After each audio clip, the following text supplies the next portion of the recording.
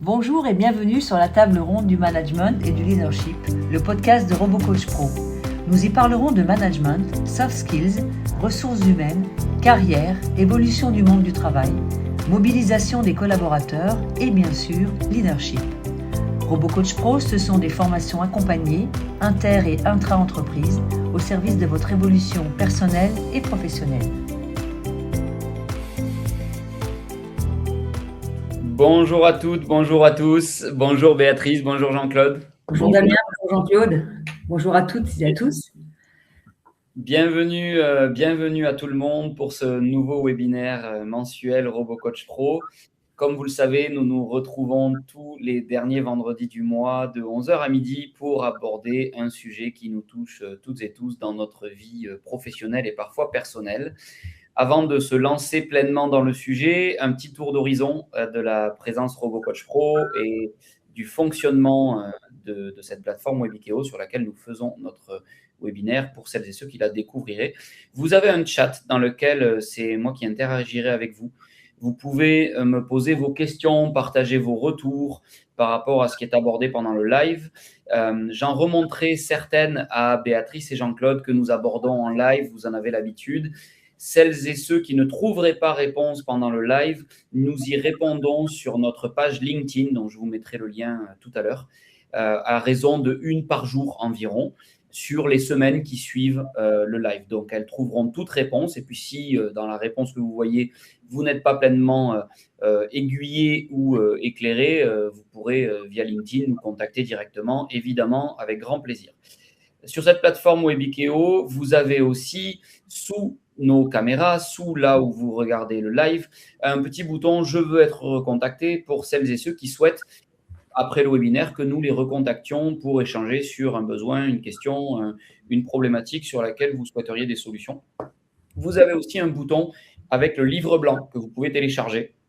Donc, ça va vous faire remplir un petit formulaire pour recevoir un mail dans lequel vous pourrez télécharger le livre blanc du jour qui, vous en avez l'habitude, est à nouveau assez dense, utile et évidemment très pertinent. Avant de rentrer complètement dans le sujet, comme vous le savez, vous pouvez nous retrouver sur LinkedIn, sur YouTube aussi, et également sur votre application de podcast, puisque il y a la chaîne de podcast La Table Ronde du Leadership et du Management, sur laquelle nous publions des replays des webinaires et également de temps en temps des podcasts inédits que nous n'avons pas fait en webinaire. J'ai été parfaitement complet, je pense.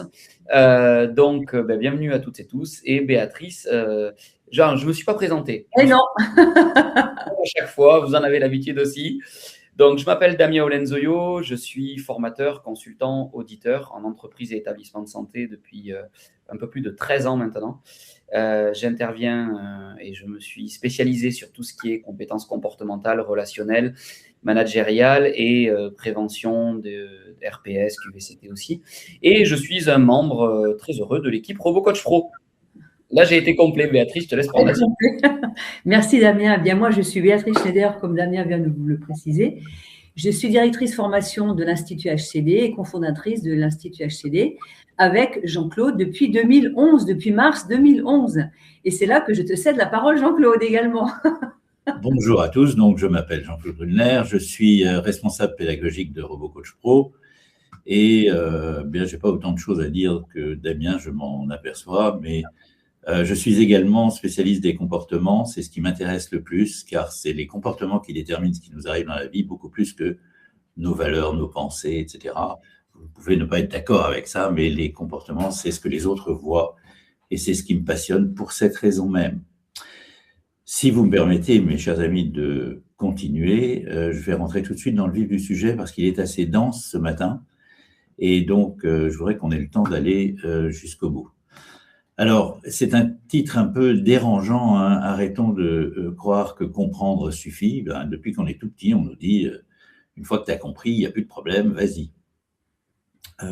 Et là, moi, je viens vous dire, non, comprendre, c'est pas l'essentiel. Ce qu'on nous a appris à l'école, quand on a commencé notre métier, en formation, peu importe, ce n'est pas tout à fait vrai et c'est ce qu'on va voir aujourd'hui. Et j'espère que ça vous permettra de comprendre que certaines de vos difficultés, certaines des choses que vous mettez en place et qui ne vous conviennent pas ou qui vous donnent des résultats que vous n'aimez pas, eh bien, ces choses-là, elles ont une origine qui est assez simple et qu'on va essayer de décortiquer aujourd'hui. Alors, pourquoi est-ce qu'on dit et pourquoi est-ce qu'on se permet de dire que comprendre ne suffit pas, alors que, en réalité, encore une fois, c'est ce qu'on pense? Eh bien, parce que si comprendre suffisait, vous ne vous sentiriez pas sous pression, vous ne regretteriez jamais une réaction, vous ne sortiriez jamais d'une réunion en disant « Ah mince, c'est ça que j'aurais dû dire ». Et vous comprenez pourtant, parfois vous faites l'inverse de ce que vous savez juste. Alors, c'est pas une question d'intelligence, hein. Quand je dis comprendre ne suffit pas, c'est pas parce qu'on n'est pas assez intelligent, certainement pas. On continue pourtant de croire que l'effort de compréhension, le fait de comprendre, suffit à tout régler, à nous épargner les réactions qu'on va regretter, qu'on regrette régulièrement, parfois, sur le moment même. Alors on peut se demander pourquoi est-ce que notre intelligence n'est pas au rendez-vous sous pression. Vous l'avez remarqué quand même, les émotions, ça nous gère, ça nous sert parfois, et puis par moments, ça nous gêne un peu. C'est pour ça qu'on a des formations qui s'appellent « Gérer ses émotions ». Parce que dans ces moments-là, on ne cherche plus à être intelligent, notre cerveau fonctionne comme s'il était un petit peu en aparté, il se débrouille pour se comporter tout seul, à nous protéger. Une des premières parties de notre cerveau, vous le savez, historiquement, c'est le cerveau qu'on appelle reptilien. C'est celui qui est là pour nous permettre de survivre, pour nous permettre d'appréhender les dangers et de réagir en cas de danger. Or, il se trouve que lorsqu'une situation, et on la trouve un peu bizarre, lorsqu'on se sent un peu agressé, lorsqu'il se passe quelque chose qui nous met dans un inconfort, la première réaction de notre cerveau, ce n'est pas d'essayer de nous dire ce qu'il serait juste de faire, c'est simplement de nous protéger. Le premier réflexe, encore une fois, ce n'est pas réfléchir qui nous arrive à ce moment-là. C'est un peu comme vous savez, quand on est fâché et qu'on claque la porte. C'est évidemment pas une chose qu'on a décidé de faire, c'est comme une espèce de décharge, un pot d'échappement, je ne sais pas comment dire, une soupape qui permet de faire sortir la vapeur.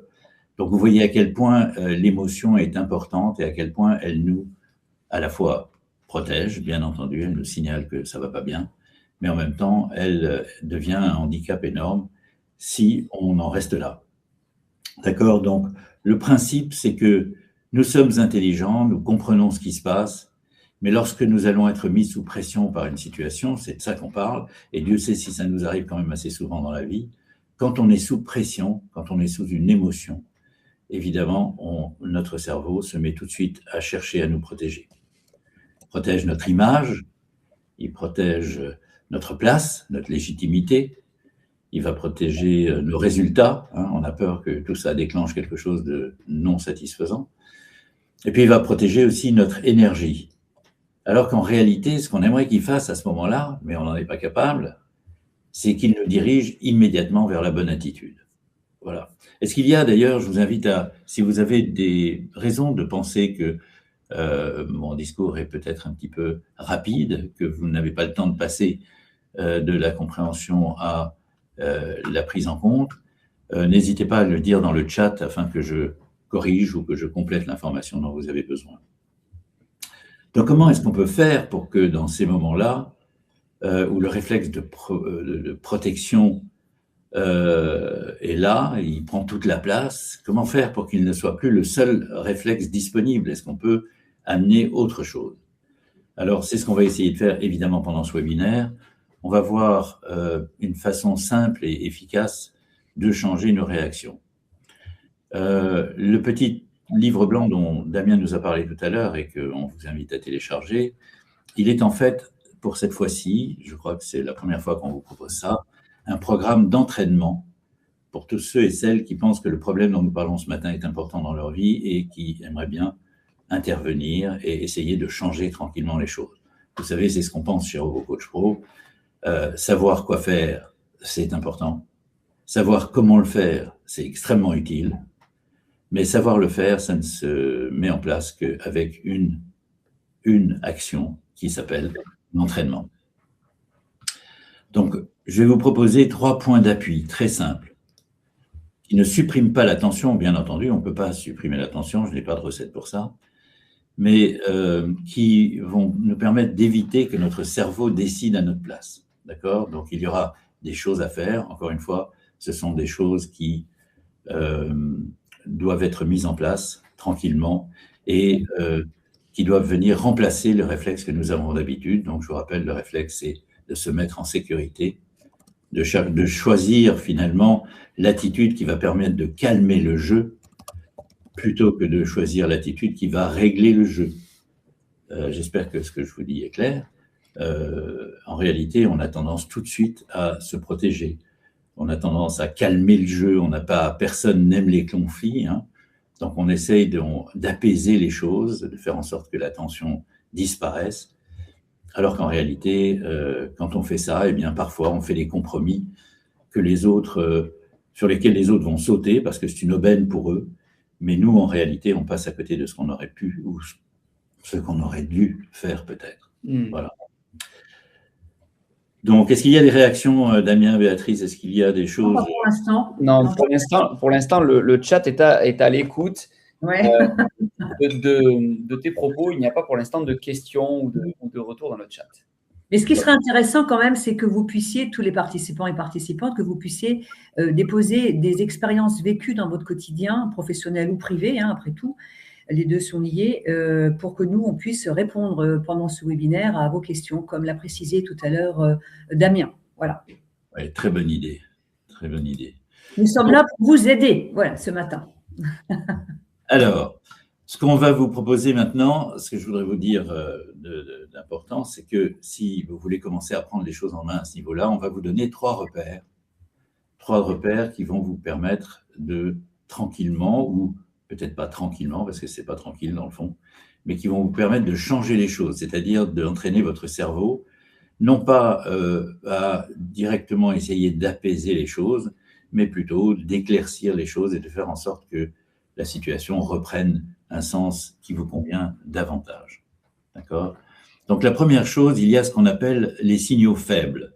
Les signaux faibles, c'est simple, c'est ce qui commence avant l'explosion, on va dire, hein. C'est ce qui vous crispe un peu à l'intérieur, qui n'est pas vraiment violent, mais qui vous permet de comprendre que vous ne vous sentez pas bien, que vous n'êtes pas tout à fait à l'aise dans la situation.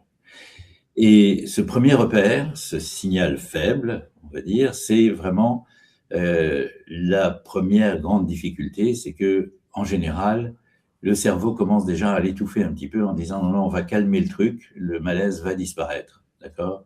Donc la première chose à faire, c'est d'essayer de repérer que ça ne va pas bien.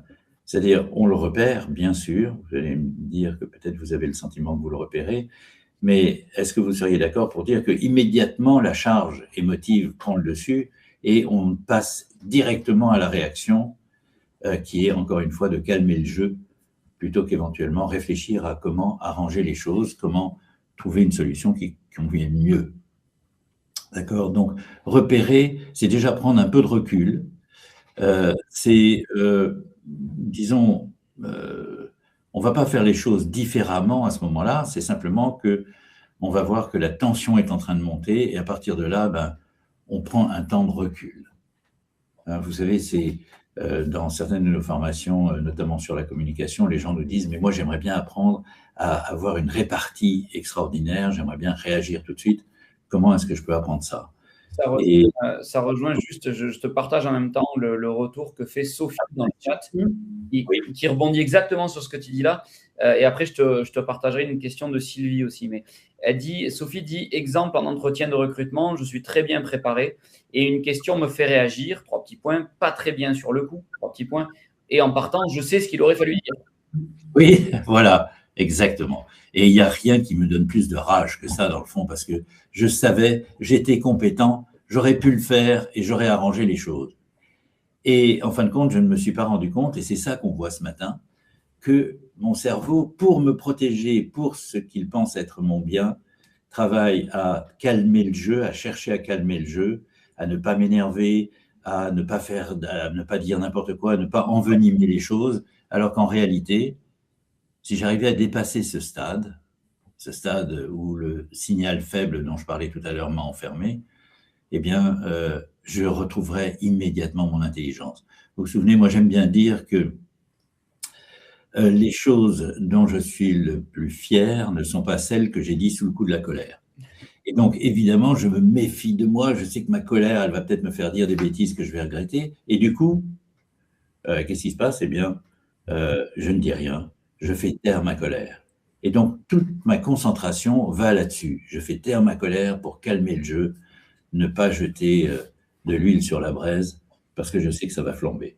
Et ce qu'on pourrait dire aussi, Jean-Claude, c'est pour déculpabiliser un peu tout le monde, Oui. c'est qu'en fond, notre cerveau nous protège. C'est comme un Oui. sas de protection qui nous dit stop, tu ne sais pas quoi dire. L'information que tu aimerais dire à ce moment-là, et là je fais référence à Sophie, elle ne l'a pas, parce que à ce moment-là, elle n'arrive pas. Et le cerveau fait comme un espèce de blackout et se dit tiens, je ne vais pas dire les choses, comme ça au moins j'éviterai de dire des choses que je pourrais regretter en sortant de mon entretien, par exemple. Oui. Alors, bravo et merci. Et j'espère que ça Avec plaisir. répond à ça, parce que voilà, il n'y a pas mieux à dire. Je crois que la chose à faire, c'est de dire qu'on passe de cette espèce d'émotion qui nous bloque, hein, le signal faible dont je parle en ce moment, et puis directement, on switch sur ce serait quoi la meilleure chose à dire dans cette situation. Mais quand on fait ça, on ne se rend pas compte qu'il manque peut-être une petite étape. C'est de faire redescendre la vapeur. Hein, donc je viens d'avoir un signal faible, je sens que ça va m'énerver, je sens que je vais être contrarié, je ne sais pas quoi, enfin je sens qu'il y a une émotion et que en même temps j'aimerais bien que ça se calme, j'ai un peu peur des conséquences si je dis n'importe quoi, enfin tout ça est un peu un gros mélange. Et en fin de compte, chercher à trouver la meilleure réponse à ce moment-là, c'est peut-être pas une bonne idée. La bonne chose à faire, le deuxième repère, on appelle ça suspendre. C'est-à-dire, en réalité, il faut faire un stop. Stop. J'arrête. En fait, quand je ne dis rien, je ne prends pas de risque. Quand je dis rien, je calme le jeu. Peut-être que l'autre aussi en profite un petit peu pour se calmer également. D'accord? Donc, simplement se calmer, respirer. C'est toujours une bonne chose de respirer. Penser à respirer. Ne pas se sentir, essayer de lutter contre ce sentiment d'urgence, à la fois l'urgence de calmer le jeu, l'urgence de sortir de la situation, l'urgence de trouver une chose intelligente à dire. Tout ça, c'est plutôt du stress. Je pense que le mieux à ce moment-là, c'est au contraire de suspendre, de dire stop. Là, je m'arrête, je réfléchis 2 minutes. C'est un moment où on peut même choisir de dire, je te propose qu'on en parle à un autre moment. Là, je ne me sens pas de parler de ça. J'ai besoin de réfléchir avant de te répondre. C'est toujours un bon moment de suspendre, c'est ne pas être victime. Vous savez, c'est comme quand on est dans la mer, là, au bord de la mer, et puis il y a des vagues, et puis à chaque vague, on se préoccupe de la suivante. Mais en réalité, il y aurait peut-être, je ne sais pas, d'autres choses à faire, se dire, elles sont un peu fortes les vagues, je crois que je fais sortir un peu, me remettre au soleil, et je reviendrai quand ça sera calmé. Pour aller dans le sens de ce que tu disais tout à l'heure, Jean-Claude, en termes d'entraînement par rapport au stop, justement, l'idée aussi, c'est de vous entraîner tous et toutes. Dès qu'une situation se présente, c'est vraiment de vous forcer à vous dire stop dans votre mental, évidemment. Vous pouvez le dire oralement aussi si vous le souhaitez, mais de vous dire stop et de s'entraîner. Et à force d'entraînement, on finit à un moment, le cerveau finit par prendre le relais et faire un stop tout seul sans qu'on s'en rende compte. Et je trouve quand même que c'est fantastique en même temps. Parce que là, on a une manière de pouvoir travailler sur ce stop et sur cet arrêt. Il y a Eric dans le chat qui dit, ça rejoint ce que vous disiez là tous les deux, il pose une question, il dit, faut-il alors bloquer le sens de la répartie et être spontané? Et je pense qu'en fait, ça permet surtout de ce petit temps de respiration, moi j'aime bien matérialiser, je suis en train de faire le geste d'ailleurs, mais j'aime bien matérialiser ça comme c'est mettre le pied sur la pédale de frein, juste hop, doser un petit peu et mesurer la vitesse et justement le degré de spontanéité avec lequel je vais répondre. Et en fait, je trouve que ça permet de garder ce recul qui, des fois, on va se sentir suffisamment sécurisé pour être complètement dans la spontanéité et être complètement, des fois, un peu du tac au tac ou quoi. Ça dépend du contexte, de l'interlocuteur, de l'enjeu, etc. Et des fois, ça va nous permettre de mesurer un peu par un temps de respiration, par juste sous quel contrôle on s'engage là-dedans, en fait. Oui. Et chacun peut trouver son stop en même temps, hein. Toi, tu as donné un bon exemple, hein, c'est très parlant, mais chacun peut trouver sa manière de stopper cet élan. Oui. Le problème aussi, c'est un petit peu un problème d'ego, une fois de plus. Bon, on est comme ça. On se dit, mais si je réponds pas tout de suite, je vais passer pour quelqu'un qui n'a pas de répartie, je ne vais pas pouvoir dire ce que j'ai à dire et peut-être que je ne trouverai pas une autre occasion de le dire. Vous savez, quand on parle sous l'effet d'une émotion, quand on parle avec insistance, quand, tiens, si quelqu'un essaie de vous vendre quelque chose, vous allez résister, d'accord ? Dès l'instant où vous poussez, vous créez une résistance en face. Donc, la bonne solution, c'est peut-être justement de se dire, d'avoir le réflexe de se dire, rien ne m'oblige à en parler maintenant, rien n'oblige à clarifier la situation. Je peux botter en touche. Je peux dire, bon, il y a un tas de choses qui me viennent à l'esprit pour vous répondre maintenant, mais j'ai décidé que je pense que c'est mieux que je fasse le tri dans mes idées et qu'on essaye de sortir raisonnablement de la situation dans laquelle on vient de se mettre. Jean-Claude, il y a Sarah S. qui dit qu'elle a plus de regrets de n'avoir rien dit dans ce genre de situation que l'inverse. Parce qu'elle dit, je sais qu'après, je n'aurai pas forcément l'occasion de réaborder le sujet ou le problème. Alors, l'occasion, on peut la créer. Justement, c'est ce que je voulais dire. Des fois, on a tendance à vouloir régler la situation tout de suite. C'est notre façon d'être. Hein, d'abord, on a essayé peut-être de calmer les choses. Une fois qu'on a vu qu'elles se sont un petit peu, la vapeur est un peu redescendue, alors on se dit, maintenant j'ai des choses à dire, je ne peux pas accepter ce que je viens d'entendre, c'est injuste, ce n'est pas normal, etc., etc. Et la question n'est pas de savoir est-ce qu'on a raison de penser comme ça ou pas, la question est de savoir est-ce qu'on est dans un état qui nous permet de dire la bonne chose. Ouais. Hein, vous savez que la colère, la frustration, toutes ces choses-là, la contrariété, nous amènent à des réactions. Et la réaction n'est jamais aussi bonne que l'action. Quand je suis dans la réaction, je ne suis pas sûr de moi. Parce que ma réaction, elle est dictée par mon émotion. Quand je suis dans l'action, ça veut dire que calmement, j'ai réfléchi à ce que je pourrais faire d'intelligent pour que les choses ressemblent un peu plus à ce que je souhaite. Donc, c'est justement pour ça qu'on voit ces trois repères. Donc, le premier, c'est reconnaître le signal faible, se dire, oula, là, il y a quelqu'un qui vient de me marcher sur le pied, il va falloir que je réagisse. Et au lieu de tout de suite avoir un geste, eh bien, je vais suspendre et essayer de me calmer, et non pas essayer de chercher la bonne réponse, essayer plutôt d'empêcher la réponse automatique. Hein, vous savez, tout à l'heure, je vous parlais de claquer la porte. Claquer la porte, c'est une réponse automatique qui soulage, qui fait du bien. Je ne dis pas le contraire. Hein. Je pense que la colère fait partie de nous et que il ne s'agit pas d'essayer de l'éliminer. Il s'agit simplement de rester soi quand on pense qu'effectivement, quand on est sous le coup de la colère, comme je le disais tout à l'heure, on dit des choses dont on ne sera pas forcément fier un peu plus tard, quand la poussière sera retombée sur les meubles. Donc, c'est ça, en fait, l'idée. Ce n'est pas de vous empêcher d'être qui vous êtes, c'est de vous redonner le contrôle sur ce que vous êtes capable de faire vraiment. Et si vous ne dites pas, là, tout de suite, ce que vous avez à dire, vous savez, parfois, le lendemain, dans une conversation ordinaire, revenir sur le sujet en disant, tu sais, hier, j'ai préféré ne pas m'énerver, en parler, parce que je n'étais pas sûr vraiment de ma position là-dessus, mais si tu veux bien, j'aimerais qu'on en reparle maintenant. Ouais. Voilà. Et croyez-moi, ce qu'on dit dans le calme porte 1000 fois plus que ce qu'on dit sous l'effet d'un énervement, d'une contrariété ou de quelque chose de difficile à vivre. Oui, pardon Damien, je voulais préciser quelque chose parce que je vois beaucoup de messages à ce sujet, le fait de ne pas répondre, de ne pas dire. On est quand même dans une culture où le fait de ne pas répondre, on a l'impression d'être un paillasson. Or, c'est une grosse erreur. Je suis encore là pour vous déculpabiliser. Comme vient de le dire Jean-Claude, le fait de ne pas répondre permet justement d'y réfléchir et de répondre de manière beaucoup plus, je dirais, stratégique à un autre moment. Et on doit s'enlever de la tête vraiment que le fait de ne pas répondre n'est pas bon pour notre image et on n'est pas des paillassons pour autant, bien au contraire. Alors, j'aime beaucoup ce que tu viens de dire, Béatrice, parce que je crois que c'est justement un petit peu la clé, c'est un peu le nœud gordien de toute l'affaire. C'est qu'en fin de compte, au moment où on va s'ajuster, on pense qu'on est comment dirais-je, on est dans l'état parfait pour le faire parce qu'on a capté le signal faible, parce qu'on a suspendu quelques secondes. Mais en réalité, l'idée, ce n'est pas retarder ma colère. L'idée, c'est attendre qu'elle ait disparu pour parler.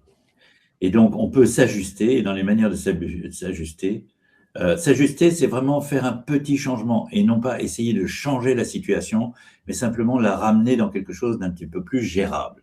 D'accord ? Reformuler, par exemple. Est-ce que tu es en train de me dire que je suis ceci ou cela et que je ne suis pas capable de faire ce qu'on attend de moi, etc. Poser une question ou reformuler ce qu'a dit l'autre, c'est quelque chose qui achète du temps, le temps pendant lequel l'émotion a le temps de retomber un petit peu. On s'achète du temps aussi pour trouver la bonne chose à dire. Et peut-être une des bonnes choses à dire, c'est de remettre si on sent que la colère est vraiment importante. Parce qu'il y a des fois, on vous a énervé plus que d'autres. Il y a des fois, on vous a énervé moins que d'autres. Si vous sentez que votre colère n'est plus là ou qu'elle a baissé, alors vous pouvez peut-être essayer de vous ajuster avec des mots et de réparer un petit peu la situation.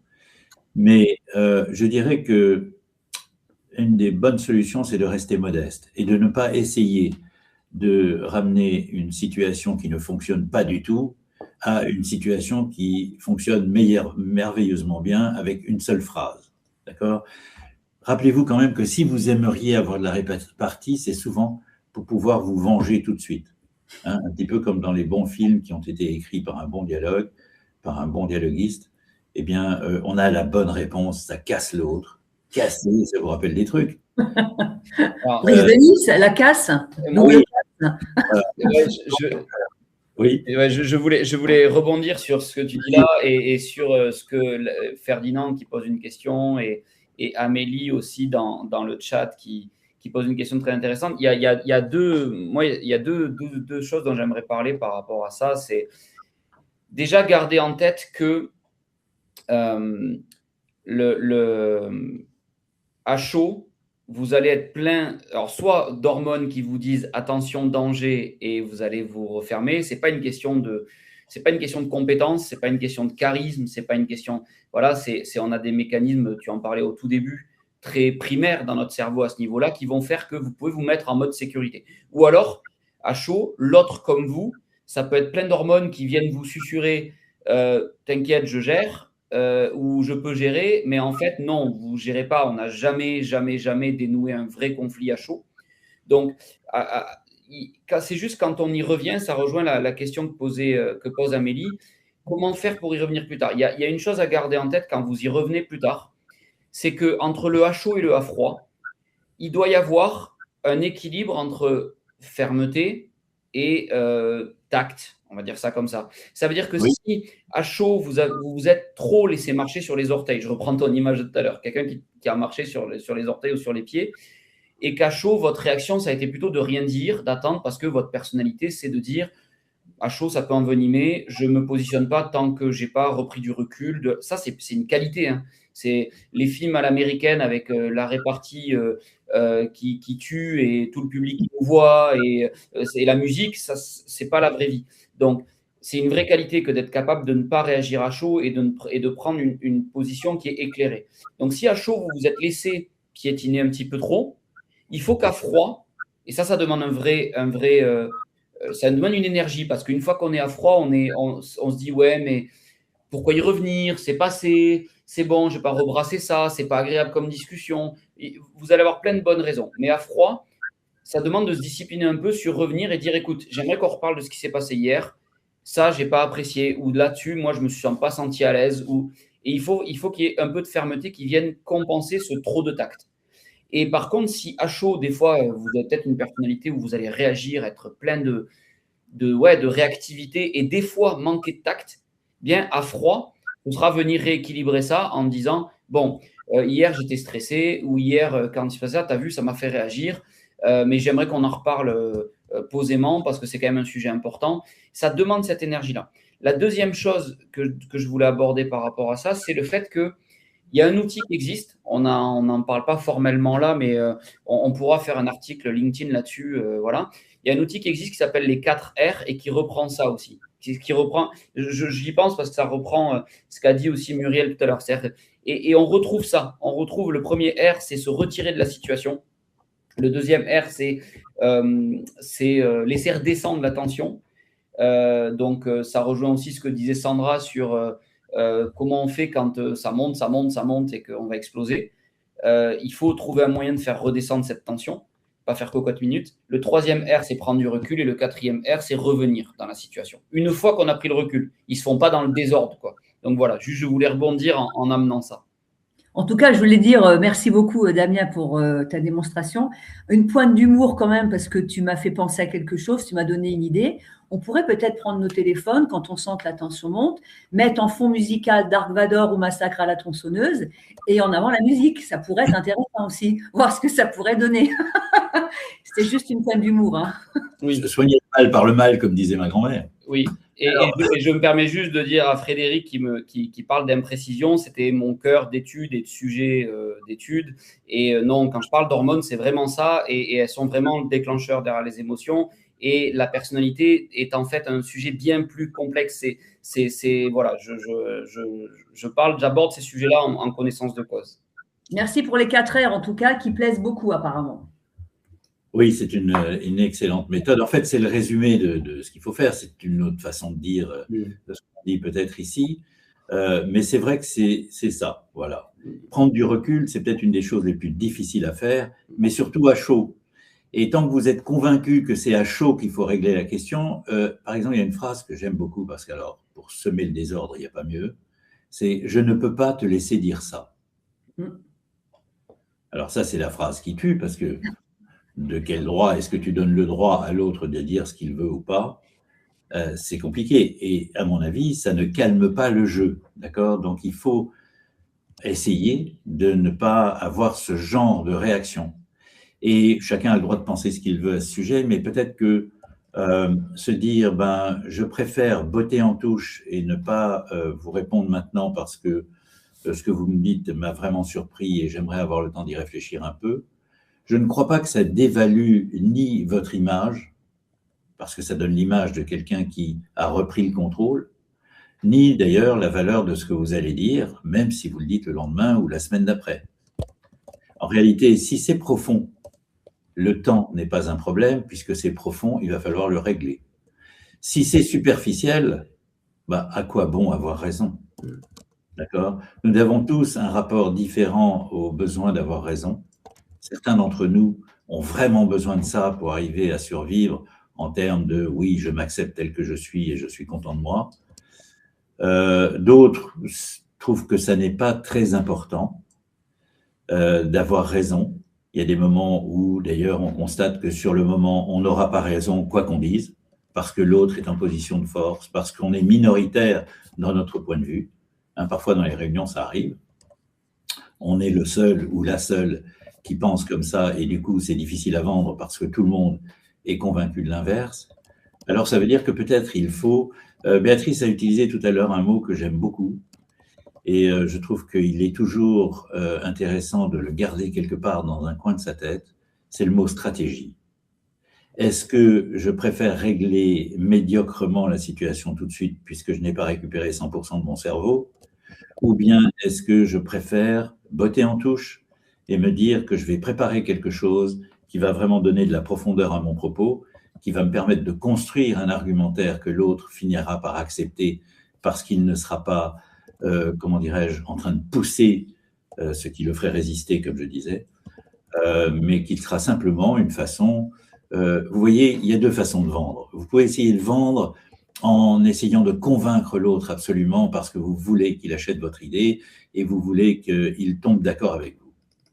Alors, vous allez pousser jusqu'à ce que ça rentre. Ou alors, il y a l'autre façon qui est de dire « Je vous donne les éléments dont vous avez besoin pour décider. Vous prendrez la décision qui vous convient le mieux. » C'est la différence qu'il y a entre convaincre et faire adhérer. Si vous pensez que c'est mieux que l'autre adhère, vous avez raison parce que quand on adhère, on est d'accord profondément en soi.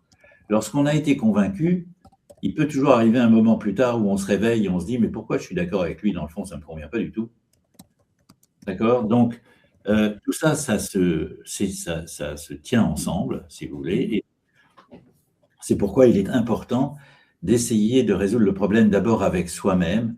À quel point est-ce que j'ai besoin d'avoir raison? À quel point est-ce que j'ai besoin de laver mon image, de restaurer l'impact que j'ai sur les autres? Si ce n'est pas beaucoup, eh bien, peut-être que j'ai le temps.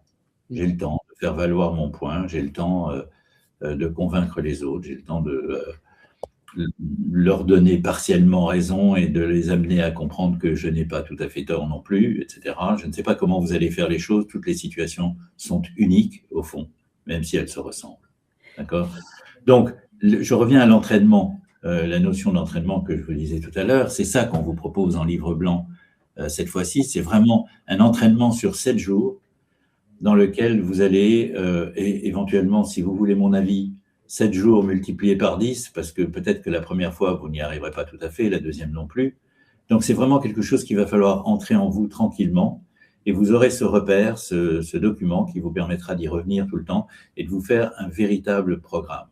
Un programme qui vous permettra de repérer le signal d'alerte, suspendre la situation, non pas en essayant comment dirais-je, d'être simplement dans le tact dont parlait Damien tout à l'heure, mais d'être aussi dans une sorte de fermeté tranquille qui dit, ben écoute, je ne suis pas prêt à en parler maintenant, donc je te propose qu'on prenne rendez-vous pour en discuter plus sérieusement. Et aussi la troisième partie qui est d'ajuster, c'est-à-dire d'ajuster et non pas de baisser les bras, non pas de céder, non pas de s'avouer vaincu, mais d'ajuster en disant voilà ce qu'on pourrait faire d'autre, voilà ce qu'on pourrait améliorer. Voilà ce dont on pourrait reparler à un autre moment tranquille si tu le souhaites aussi. Et là, Jean-Claude, tu vois, on parle beaucoup de comment on peut faire post-conflit, je veux dire, dans une situation conflictuelle. Mais moi, en termes de stratégie, puisque tu as repris ce terme, j'en ai une à proposer qui me paraît très intéressante et que moi, que j'utilise la plupart du temps quand je sens que je vais avoir affaire à une personne qui pourrait être, quand je vois dans le chat, ou perverse ou compliquée ou qui est plutôt une personne un petit peu bloquée et fermée. C'est de réfléchir avant de rentrer dans une situation et de se demander et d'avoir pas mal d'hypothèses ou de possibilités de se dire ben, si une situation se présente de telle et telle manière, voilà comment je vais réagir. Je vais anticiper ma réaction pendant la discussion. Ça m'évitera ensuite, pendant, de parfois être bloqué, de ne pas savoir quoi faire, d'être un peu perdu, pour ensuite réagir post-conflit. C'est-à-dire, en d'autres termes, je rentre dans une situation, par exemple dans une réunion, je sais à qui j'ai affaire en termes de profil de comportement, et je me dis, si telle personne réagit comme ça, moi, je me prépare déjà à réagir de telle ou telle manière. Ça me permet aussi de me calmer, de me dire, je pourrais réagir ensuite, post-réunion, mais pendant la réunion, je vais me calmer et je vais vraiment contrôler mon émotionnel. Ça aussi, c'est quelque chose qu'on peut préparer. Au même titre que l'on prépare une réunion, on peut préparer ce qu'on appelle communément notre état interne. Absolument. Alors, j'adore ce que tu dis parce qu'en effet, il y a un avantage énorme à faire ça. C'est un dérivatif. C'est-à-dire qu'au lieu d'être à 100% concentré sur ce qu'on va entendre et dire, on a toujours une partie de notre cerveau qui est dans cette stratégie-là qu'on a préparée à l'avance, un état interne qui nous permet de dire, oui, bon, si jamais on va trop loin là-dedans, eh bien, je ne vais pas me laisser emporter par la vague. Est-ce que je résume bien ce que tu viens de dire? Non, c'est ça. C'est-à-dire qu'on s'entraîne avant, on se dit, je sais qu'avec telle et telle personne, j'ai tendance à avoir tel comportement, la moutarde va monter au nez rapidement, je vais être réactif. Ou alors, j'ai lu également dans le chat, évidemment, que le corps va parler. Le corps parle, même si on pense qu'on a l'air calme, on ne l'est pas. C'est les yeux qui vont bouger, on ne peut pas contrôler le mouvement des yeux. Notre corps risque de se fermer tant en termes de bras, de raideur. L'autre va se dire, il y a quelque chose qui ne va pas, qui ne fonctionne pas. Alors qu'y penser avant, déjà, ça nous déstresse parce qu'on se dit que on est déjà prêt. On se prépare à quelque chose qui potentiellement n'arrivera pas. Mais si ça arrive, on a déjà une possibilité de pouvoir s'en sortir. S'il me dit ça, si elle me dit ça, je botte en touche, puisque tu parlais du botter en touche, je botte en touche et je répondrai une autre fois. Oui. En fait, on arrive vraiment à être en maîtrise de son émotionnel et même de ses micro-comportements. Absolument. Alors, rappelons-nous une chose, nous avons des réflexes automatiques, vous l'avez probablement remarqué, on a nos façons personnelles de réagir. ce sont des réflexes automatiques qui sont liés à notre histoire, à notre tempérament, à notre expérience de vie, etc., etc. Mais dites-vous bien une chose, notre grand ennemi, c'est que le réflexe que nous allons, le truc automatique qui sort, est toujours plus confortable que d'essayer de calmer le jeu en soi et d'avoir un geste conscient, un geste mesuré, un geste planifié. Donc, c'est ça la difficulté. Ce à quoi il faut s'entraîner, c'est contrôler ce réflexe. Et ce réflexe, il se contrôle par une décision, par un état d'esprit. Ce que je trouve très fort dans ce que tu as dit, Béatrice, c'est que si effectivement on se prépare, si on a en tête une stratégie qui nous permet de savoir quelle porte de sortie on se prépare si jamais les choses tournaient de la pire façon qu'on puisse imaginer, etc. D'abord, ça enlève un peu de stress, parce qu'on a l'impression qu'on ne sera pas coincé. Et ensuite, ça permet d'un dérivatif, au lieu d'être concentré à 100% sur ce que nous ressentons lorsqu'on entend certaines choses, sur ce que nous ressentons lorsque, par exemple, dans la réunion, on a l'impression qu'on écoute tout le monde sauf soi, et on se dit, bon sang, je compte pour rien là-dedans, et ça énerve. Tant qu'on a cette capacité à avoir un pourcentage, un certain pourcentage, le plus élevé possible, bien entendu, mais un certain pourcentage qui soit braqué sur autre chose que sur la situation que l'on vit, ça nous permet de calmer le jeu. Donc, c'est toujours une très, très bonne stratégie de se préparer, d'avoir un état interne dans lequel on a un petit peu envisagé les choses qui peuvent arriver. On a un petit peu prévu que tout n'irait pas forcément comme on le pense. Vous savez, des fois, on arrive dans une réunion et on se dit « ce que j'ai à leur dire est totalement irrésistible. C'est la bonne idée, personne ne va pouvoir me dire « non, ce n'est pas la bonne idée, Jean-Claude, c'est vraiment extraordinaire ce que tu viens de dire ». Si vous rentrez dans cet état d'esprit-là, croyez-moi, vous risquez d'être déçu assez vite. Et je pense que c'est bon d'avoir une stratégie à ce niveau et de se dire « si jamais je fais un flop avec mon idée, comment est-ce que je réagis ? Est-ce que je suis prêt à l'accepter ? Est-ce que je peux me mettre dans l'idée que je vais accepter ce qui se passe et puis je vais vivre ce que j'ai à vivre sans m'énerver, sans aggraver la situation.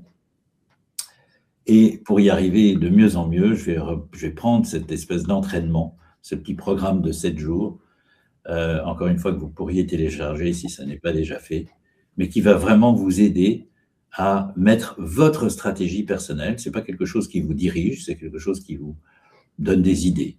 Vous prendrez celles qui vous conviennent, celles qui vous correspondent aussi, parce qu'encore une fois, on a tous notre tempérament, on n'a pas tous le même degré d'énervement, on n'a pas aussi non plus, surtout, rappelez-vous, le même degré de besoin d'avoir raison.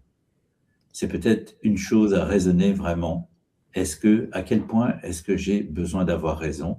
Et j'ajouterais, si ça peut vous aider, pour ceux qui ont vraiment besoin d'avoir raison, et quand je vous dis ça, c'est pas pour vous stigmatiser et vous faire un reproche, on a le droit d'avoir envie d'avoir raison, c'est tout à fait normal, mais ce qu'il faut faire, c'est essayer de le modérer un petit peu en disant, au cas où je n'aurais pas raison aujourd'hui, peut-être que je pourrais revenir sur le sujet et finir par avoir raison. D'accord ? Ça calme, d'accord ? Et ce genre de choses, lorsqu'on se les dit et qu'on les pense, ce sont des outils précieux pour arriver à gérer un petit peu mieux nos émotions et accepter un peu mieux que bien que j'ai compris la situation, bien que j'ai compris tout ce qui se passe, je ne peux pas m'empêcher d'être contrarié, je ne peux pas m'empêcher d'avoir cette réaction émotive, cette réaction presque incontrôlable qui fait que je vais réagir très fort quand j'entends certaines choses ou quand je ne les entends pas, etc. Et je dirais même, Jean-Claude, que toujours pour cette histoire d'avoir raison, quand on a 2 personnes ou plusieurs personnes qui veulent avoir raison, aucune de ces personnes n'écoutera l'autre personne. Ça aussi, il faut le savoir. Oui. Je veux dire, chacun va être bloqué sur sa démonstration. D'ailleurs, l'histoire de couper la parole, quand on coupe la parole souvent, c'est qu'on dit toujours « Ah, mais j'ai peur d'oublier ce que je vais dire ». Mais quand on coupe la parole à quelqu'un, forcément, on ne va plus écouter ce que l'autre va dire. Et à partir de là, on est juste focusé sur sa démonstration. Oui. Je voudrais revenir juste sur une chose pour forcément, on est des spécialistes de comportement et nous, ce qu'on va profiler la plupart du temps, c'est le comportement des gens. Ça, c'est la base. Ouais. Mais je trouve que ce qui est fondamental dans le profilage, c'est que quand on a réussi à profiler, quand on a la possibilité de savoir à qui on a affaire, c'est à partir de ce moment-là qu'on est très fort. Parce qu'on sait qu'on pourra se taire, on sait qu'on pourra ne pas se taire, qu'on pourra ajuster notre discours et notre attitude. Je trouve que c'est une chance extraordinaire de savoir à qui on a affaire au préalable. Alors, on n'a pas toujours cette possibilité, c'est vrai. Mais il existe quand même souvent des profils de comportement et on retrouve dans notre univers privé comme professionnel toujours un peu les mêmes types de comportements. Et je pense qu'on peut s'entraîner au quotidien, et c'est là où je voulais en venir au niveau de l'entraînement. On peut s'entraîner au quotidien, même si on n'a pas tous les tips pour pouvoir le faire, pour se dire, tiens, j'ai remarqué qu'avec ce type de comportement et de profil, je réagis comme ça et je réagis comme ça avec d'autres profils. C'est prendre conscience, en fait, de qui on a en face de soi. Et ça, c'était pour revenir un peu, je fais une parenthèse par rapport à Sun Tzu, l'art de la guerre, c'est savoir à qui on a affaire. Quand on sait à qui on a affaire, on peut se préparer. Un peu comme dans les campagnes napoléoniennes où ils savaient exactement comment était le terrain.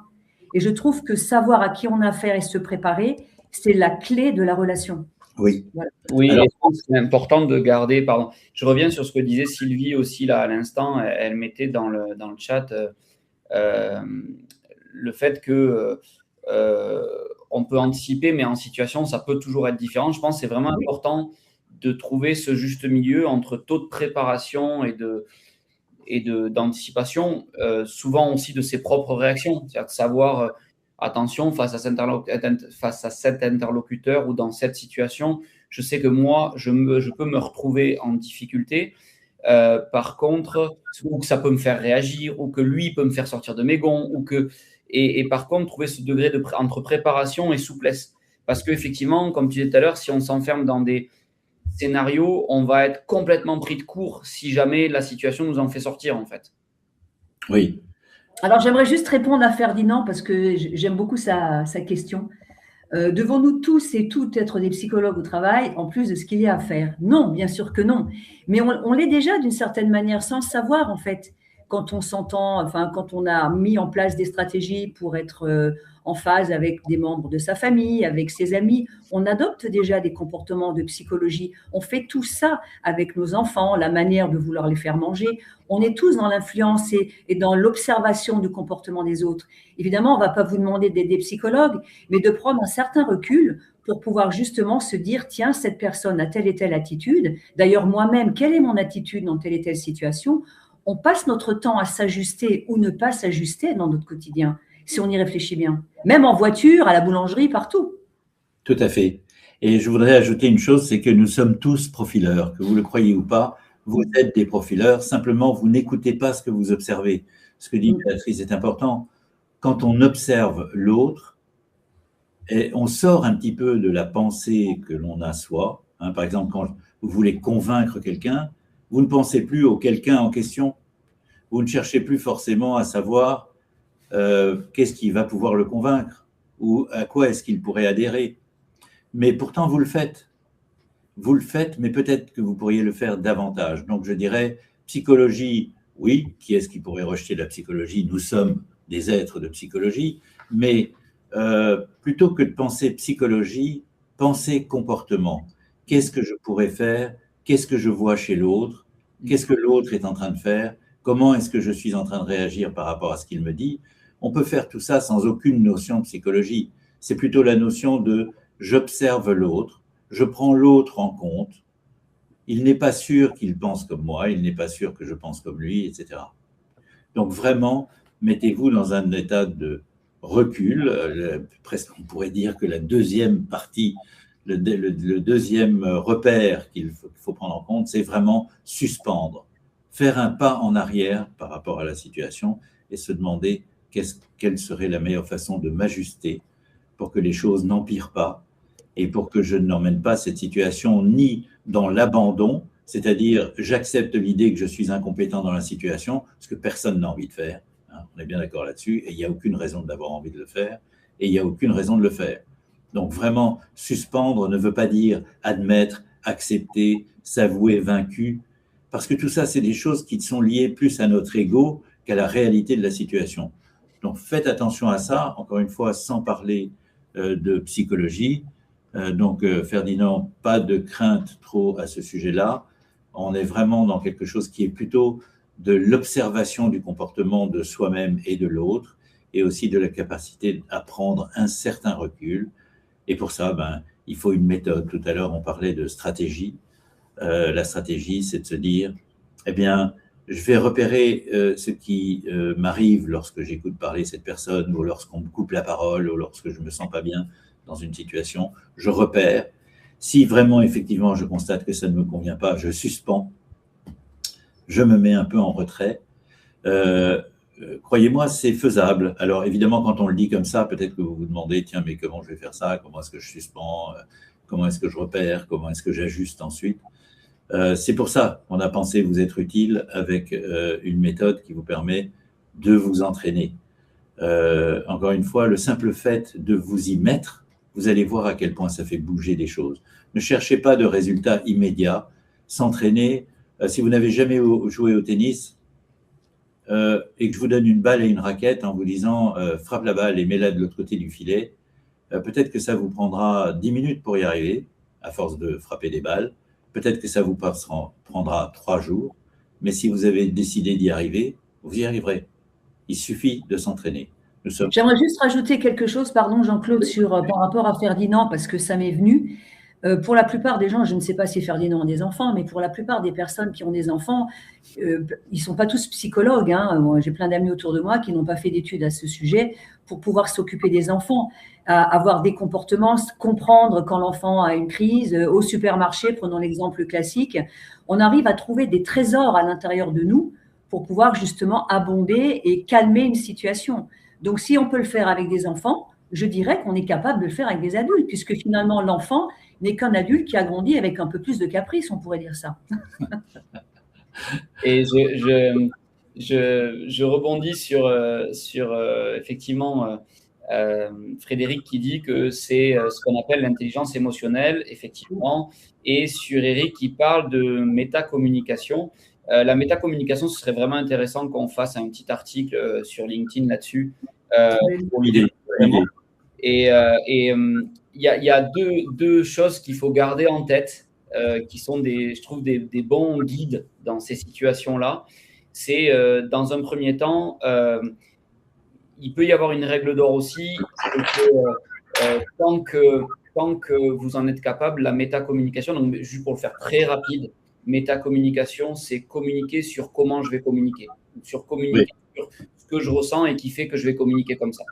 Donc, c'est dire, par exemple, je vous pose la question parce que je me demande si, en vous écoutant, c'est par exemple dire, bon, je vous pose la question, mais sentez-vous libre d'y répondre. Ou vous dire, alors là, je vous avoue que je vais essayer de formuler correctement, mais je suis un peu pris de court. C'est, en fait, poser la chose pour à la fois permettre à l'autre de ne pas rentrer dans trop de suppositions par rapport à notre non-verbal et à ce que l'on peut envoyer comme signe faible, et à la fois soit reprendre une distance par rapport à ce vécu.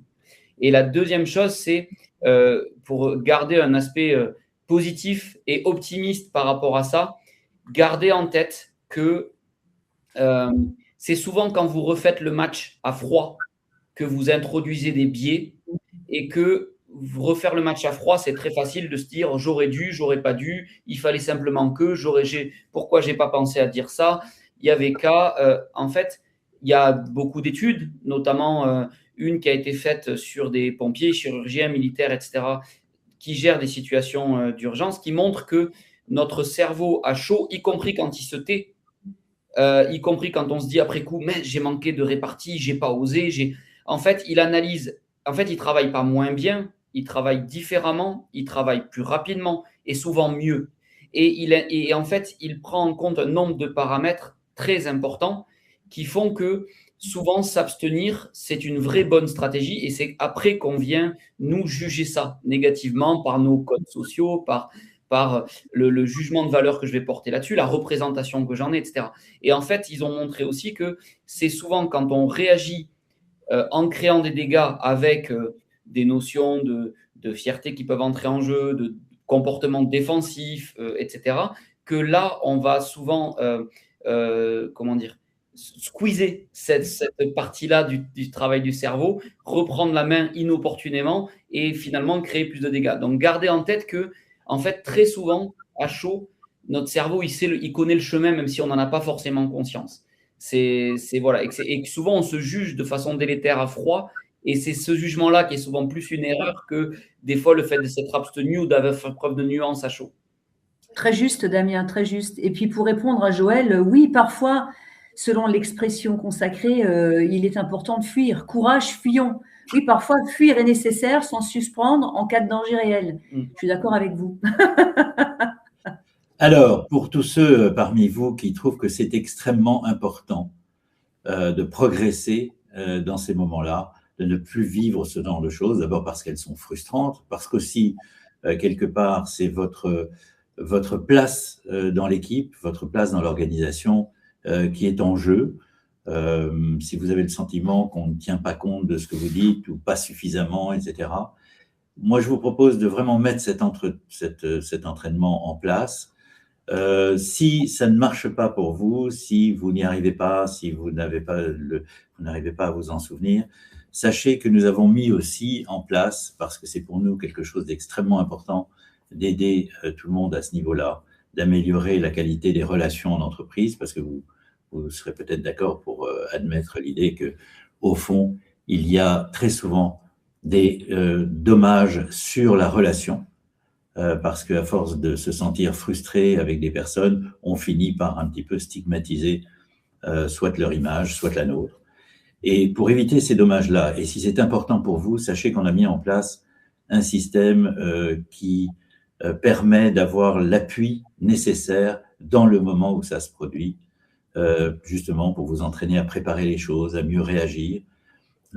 Et nous avons un webinaire sur ce sujet et sur la présentation de cet outil le 6 mars prochain, où on vous expliquera absolument tout. Sachez que ça commence à entrer de plus en plus dans les entreprises. C'est pas forcément quelque chose que vous avez à souscrire vous-même. Ça peut être fait au niveau d'une entreprise. Souvent, quand toute l'équipe progresse, eh bien, tout le monde commence un petit peu à mieux gérer ce genre de situation. On nous dit souvent que quand on sort d'une formation, on est au top, mais là, on retourne dans le milieu où nous étions avant et les autres ne semblent pas être réceptifs aux nouvelles choses que l'on fait dans nos comportements. Donc, tout ça, on en parlera abondamment le 6 mars à la même heure, c'est-à-dire 11h à midi, si je ne me trompe pas, Damien. Exactement, c'est un webinaire hors série que nous avons vendredi prochain sur cet outil-là. Ouais. Je vous ai remis aussi dans le chat, j'y pense là, mais on en parlait là, de l'outil dont tu parlais, qui permet d'être accompagné, etc., dont on parlera vendredi prochain. Je vous ai mis le lien dans le chat aussi. C'est ce que j'ai nommé accès Quamo, parce que je me rends compte qu'on ne vous a pas mis de lien pour ça. Je vous ai mis aussi l'accès LinkedIn parce que voilà, on en a parlé beaucoup. Vous l'avez, alors ce document-là qu'on vous a présenté, vous allez le recevoir automatiquement après le webinaire. Y compris pour ceux qui le regarderaient en replay. Il y en a beaucoup qui ne sont pas là en live, mais qui le regarderont plus tard. Vous l'aurez automatiquement après le visionnage et tous les boutons là et logos que vous voyez sont cliquables. Donc, vous pouvez aller sur LinkedIn, mais je vous l'ai remis dans le chat. Et pour celles et ceux, je vois Marie qui pose la question, Joël aussi qui demande ça. Sous le live, là, vous avez un bouton « Télécharger le livre blanc ». J'ai vérifié avant le live, il y était. Donc, j'espère qu'il y est pour tout le monde. Si vous ne l'avez pas, je vous donne le lien. Mais normalement, il y était. Pour que vous puissiez... vous allez cliquer dessus et vous devez mettre votre mail, etc. Et puis vous allez recevoir le livre blanc dans lequel il y a cet entraînement dont parlait Jean-Claude tout à l'heure. Parfait. Merci beaucoup Damien pour toutes ces précisions. Rendez-vous dans 8 jours finalement, puisque mine de rien, le 6 mars, c'est la semaine prochaine déjà. Oui, rendez-vous dans 8 jours. En attendant, vous pouvez aller donc sur tout ça. Si jamais vous avez d'autres questions ou besoins, n'hésitez pas à... Merci pour Dominique, il dit que le bouton livre blanc fonctionne bien. N'hésitez pas à nous écrire. Vous pouvez nous écrire, je le mets aussi, mais vous les avez, ces liens-là de toute façon, mais je vous le remets là pour que ce soit plus simple. Vous pouvez nous écrire directement si vous avez besoin de réponses plus précises ou autres. Si jamais, normalement, on n'oublie rien, mais si jamais une de vos questions ne trouvaient pas réponse sur LinkedIn. Ça peut être un oubli, c'est très rare, mais ça nous est pas arrivé même pour l'instant, mais ça peut arriver. Écrivez-nous. Et en attendant, nous vous souhaitons à toutes et tous une très bonne fin de semaine. Et en tous les cas, merci beaucoup pour tous ces messages, parce que voilà, ces messages ont bien nourri notre webinaire et vous permettent également de progresser dans votre quotidien. Merci à tous pour votre participation et à bientôt. J'espère la semaine prochaine pour, encore une fois, ceux et celles d'entre vous qui jugent important de progresser dans cet aspect de la vie.